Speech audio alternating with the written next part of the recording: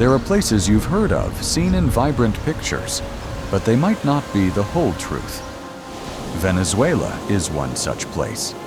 A nation with the world's highest waterfall pristine Amazon regions and beauty queens who once captivated the planet. But beneath that lies a shell of crisis, of severe poverty. Mothers sharing spoonfuls of porridge with their children, people queuing from 4 a.m. just to get a few liters of petrol.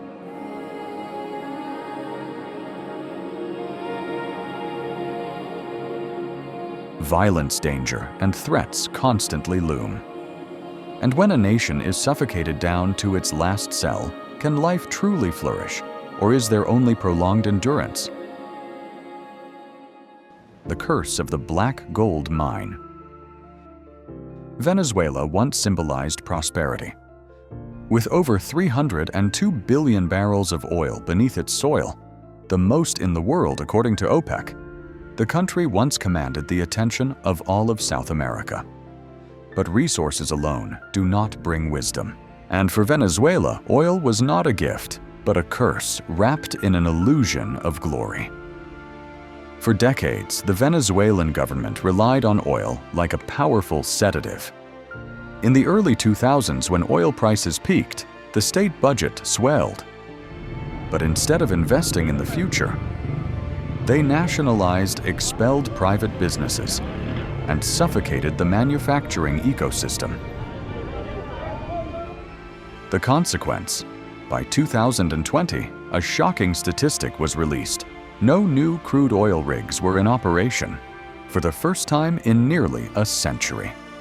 An entire oil empire quietly withered away. The Maracaibo oil field, once the economic heart, is now just a pile of rusting metal leaking toxic gas into the sea. The situation didn't stop there.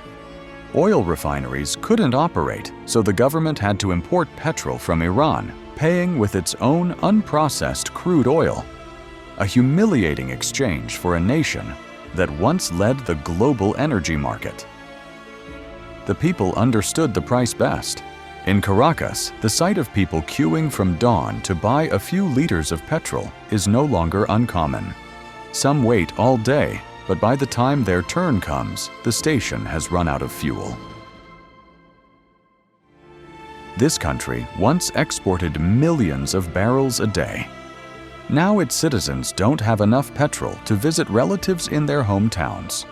Oil once helped Venezuela build skyscrapers, host Miss Universe, and project the image of a modern nation. But when the global market turned, the entire economy plunged with oil prices dragging millions of people into the abyss. A nation cannot live forever on resources if it loses its ability to be self-reliant. And Venezuela is the clearest proof you can be rich, until what makes you rich becomes useless. The Mealtime War. Amidst majestic beauty, are families living solely by the instinct to survive, hoping only for enough milk for their children. For some, parenthood is no longer a calling, but a silent daily war. Kimberly is a young mother living in the outskirts of Venezuela. In her hand is her youngest child's diagnosis: diarrhea, asthma, anemia, and acute malnutrition. The list includes dozens of necessary medications, but none are affordable. Not because she doesn't love her child, but because her entire family has no other choice. Freddie, a father of 5 children, no longer works as a laborer. Now, every day he paddles a boat to the riverbank, casting nets into the water, hoping to catch enough fish for a single evening meal. He doesn't fish for recreation. He fishes to fight hunger, something that is gnawing away at the childhood of his children, for whom he once dreamed of a better future. In a place where the minimum wage is only about $5 to $7 per month, being a parent is an act of courage. It's not a quiet sacrifice, but a form of resistance against a reality that extinguishes hope day by day. We don't need oil, we just need milk. Kimberly says her eyes no longer welling up, for it has been too long since she had tears to shed. Their children have no toys. Meals are only possible if they are lucky, and their only dream is that tomorrow they can continue to live. Not to live for happiness, but to live so as not to disappear too quietly. In Venezuela today, being a parent is no longer a choice. It's a silent resistance. Between crowded houses and empty supermarkets, they manage each meal, each pill, each peaceful night's sleep for their children, as if each day is a bargain with life itself. No one calls them heroes. But if meals become a silent war in every home, then out there, in what was once the most prosperous capital, an entire society is slowly dying without anyone having time to speak up. The fear of a city that never stops. Caracas, the capital once dubbed the jewel of South America, is now a symbol of a nation quietly dying. From above, the city appears like a painting, rows of houses packed together, sunlight covering modern buildings interspersed with slums like a vibrant golden coat. But that facade is just a thin layer hiding the harsh truth beneath a city living in fear, without order, without peace. In Caracas, traffic lights are merely decorations. When a red light appears, no car stops, because whoever stops could be the next victim. It's not because people disregard the rules, but because the rules no longer protect anyone. Silence, sometimes, is the last remaining shield between citizens and chaos. In broad daylight, robberies occur openly, on the streets and stores, or even while you're queuing for bread. Kidnappings are no longer uncommon. They happen frequently enough for people to understand that speaking up will only put them in more danger. The people of Caracas learn to survive in an environment where a life can be taken for an old phone. They don't call the police. They don't rely on the authorities, because sometimes the robber and the uniformed officer can be the same person. Calls for help are rarely answered, and if they are, it's usually too late. Public spaces become dangerous zones. Sidewalk cafes close early. Parks no longer echo with children's laughter. Daytime life is shortened, and nightfall is the signal for everyone to lock their doors, turn off the lights, and hope that nothing will happen today. Society in Caracas does not operate by law, but by instinct. And that instinct, when sharpened by too much fear, makes people silent, withdrawn, and hardened. A nation can lose electricity, water, even its economy. But when it loses its sense of safety, that is a sign of a society dying from within. Not collapsing overnight, but decaying day by day. When a salary isn't enough to buy a meal. A hard day's work, and I earn enough to buy 1 egg. That's not a story from a remote area, but it could be the reality for working people in Caracas, where the Bolivar is now like torn paper, its value fluctuating minute by minute, hour by hour. Trust in the currency has vanished, leaving only the silence of disappointment. In 2024, according to President Maduro, inflation dropped to 48%, the lowest in over a decade. As if this is the only achievement worth mentioning in a dark year. But even this figure is like a meager crumb, not enough to warm the bellies of those facing real hunger. With a minimum wage hovering around $3.5 a month, many families are forced to skip meals, forgo medicine, and endure constant belt tightening. Trust in the government is depleted. No one calls for protests. They are silent and helpless, watching their dreams slowly shatter. The government responds by printing money, patching up the budget, and increasing corporate taxes to fill income gaps as foreign exchange, mainly from oil, severely contracts. But printed money cannot turn into food or medicine. It only drives up prices, devouring people's meager incomes. Venezuela was once an oil giant. But when oil prices plummeted, revenues sharply decreased, causing the economy to disappear and people to become entangled between a terrible economy and misguided politics. Aid from outside ceased. Currency controls only made it harder for businesses and stifled the life of the free market. The economy is frozen, social trust is fractured, and more people are realizing to survive the economic crisis, they must fight their own currency. The Bolivar and the collapse of trust. In a normal society, currency is a measure of value, a medium of exchange, the foundation of trust. But in Venezuela, that trust has collapsed, not with a bang, but with the prolonged silence of hyperinflation. When a loaf of bread can increase in price within hours, and a stack of money isn't enough to buy a packet of instant noodles, people are forced to ask a bitter question: who still trusts this currency? Venezuela's inflation rate once exceeded 10,000%, a number that not only diminished material value, but also eroded self-respect. The Bolivar was once a symbol of sovereignty, but now it has become worthless paper that people carry. Because there's no other way. In many places, you can see sacks of cash, once a symbol of power, being used to start fires, line shoes, or folded into toys for children. It's not an act of defiance, but simply it no longer has value for exchange. The banking system is almost paralyzed. Each week, people are limited to withdrawing about $3 from ATMs, if there's any money left. Many are forced to seek foreign banks or ask relatives in the US to open accounts for them. Meanwhile, in markets, people pay with dollars, gold, or even food. Rice for medicine, petrol for milk. A primitive form of trade returns in the 21st century, as trust in the national currency has completely vanished. There is nothing more painful than having to bargain for life with things that were once taken for granted. A meal, a fever reducer, a bottle of clean water. In this context, owning money, even an entire suitcase full, is no longer important. What is truly valuable is to be able to survive another day. When the monetary system no longer works, society not only loses its ability to exchange, but also its cohesion. Because then, nothing is shared. Each person, each family, must fend for themselves to survive.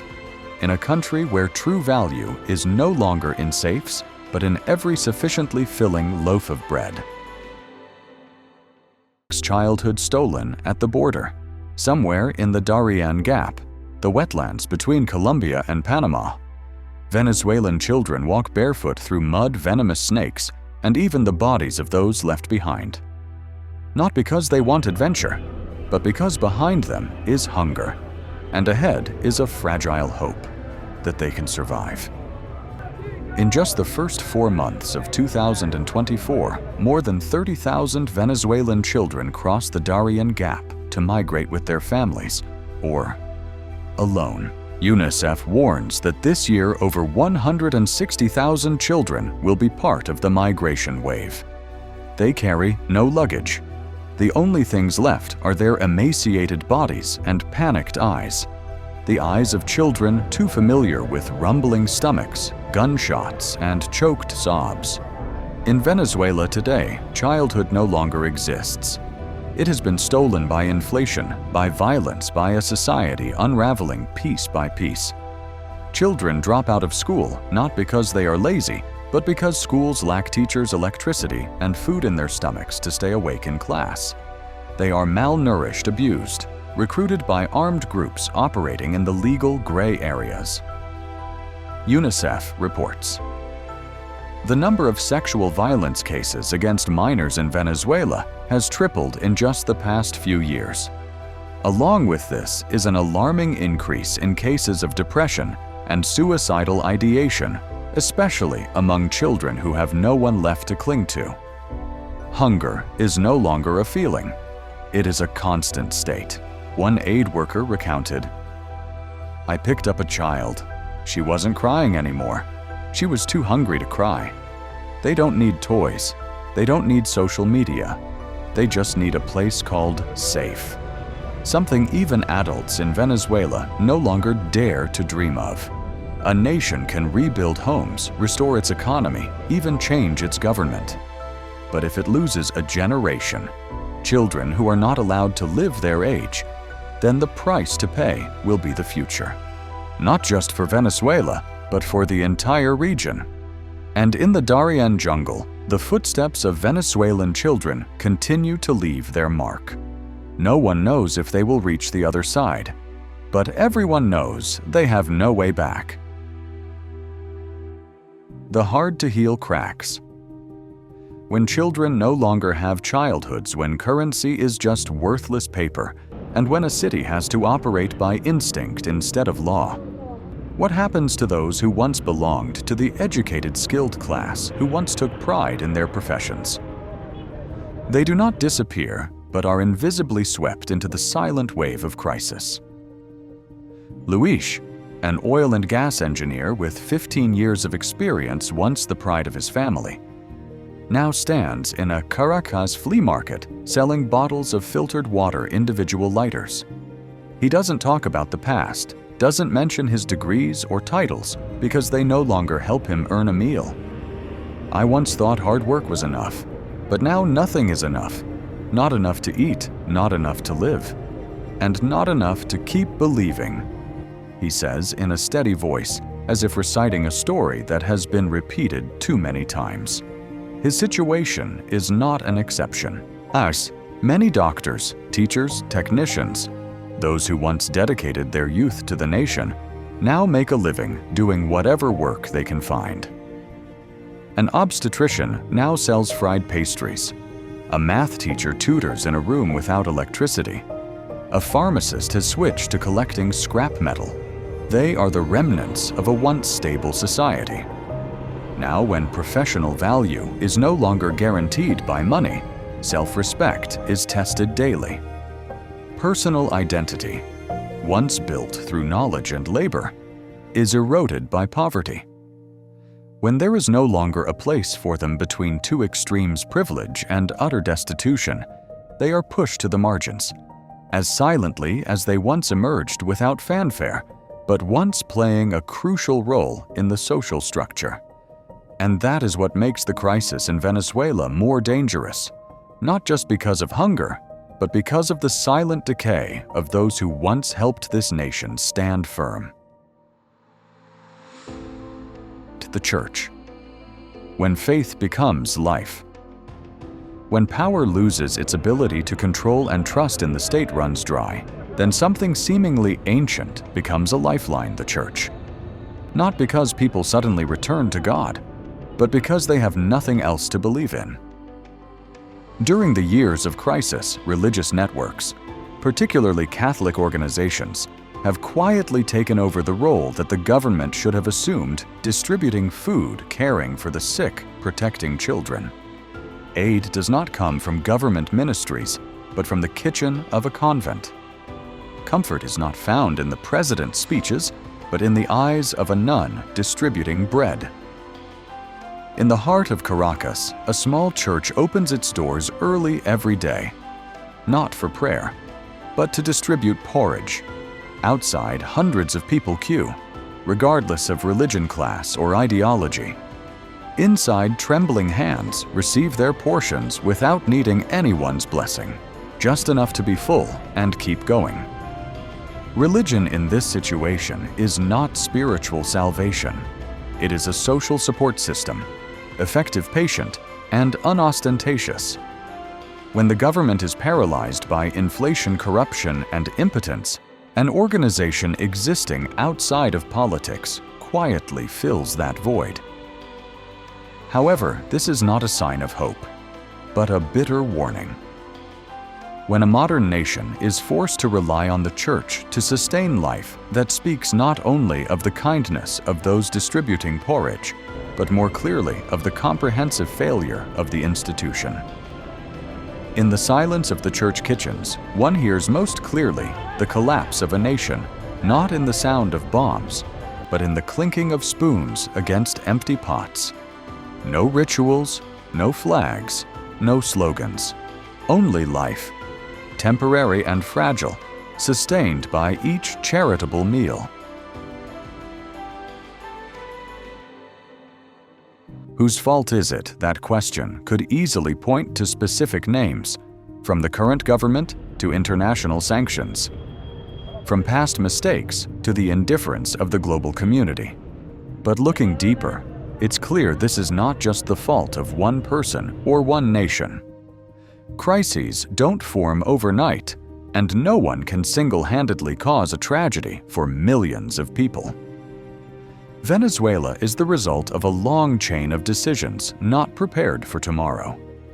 A system that developed only around oil, an imbalanced economy, a society without a truly robust social safety net, and a world too busy to notice until it was too late.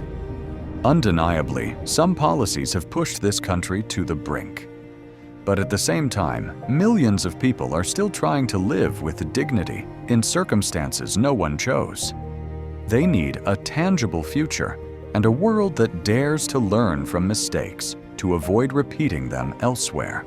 Venezuela today is not just the tragedy of one nation, but a mirror for every society rapidly moving towards modernities while neglecting the basic sustainable systems, fairness, and trust from its people. When a country so rich in resources can still fall into a comprehensive crisis, it means that no nation is immune if it heads in the wrong direction. If anything remains after all, it is a lesson about how we build a country and why a strong economy cannot replace human dignity, long-term planning, and collective responsibility. Venezuela doesn't make us grieve just because of poverty. It makes us ask, between existence and living, how thin is the line? What caused a once prosperous nation to slide into a humanitarian crisis, once an oil paradise? Venezuela now has only people struggling to survive, not because of war or natural disaster, but because of a vortex they didn't create but are forced to bear. This is not a sad movie scene. This is reality, and it is still ongoing. If in a place with all the conditions for development, people still cannot live fully, then what truly makes a nation worth living in? If you believe these true stories deserve to be heard, please like and subscribe to. Join us in looking back at what the world sometimes intentionally turns its back on.